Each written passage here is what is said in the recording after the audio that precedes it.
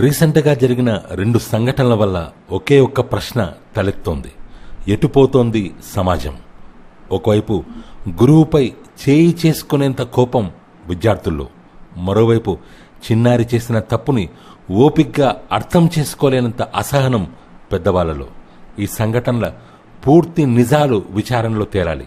కానీ మనకు మనం ఒక ప్రశ్న మాత్రం వేసుకోవాలి. మన పిల్లలకు చదువు మాత్రమే సరిపోతుందా?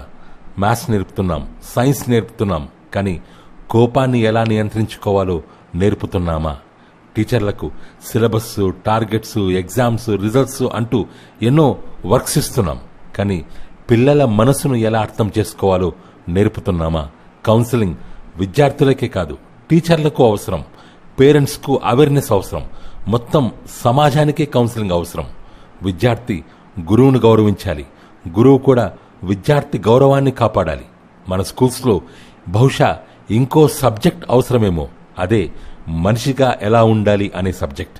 ఎందుకంటే 100కు 100 మార్కులు రావడం మాత్రమే విద్య కాదు, కోపంలో కూడా చేయి ఎత్తకుండా ఉండగలడం విద్య, సహనంతో నడుచుకోవడం విద్య. మనం మన పిల్లలను పరీక్షలకు సిద్ధం చేస్తున్నామా లేక జీవితానికి సిద్ధం చేస్తున్నామా?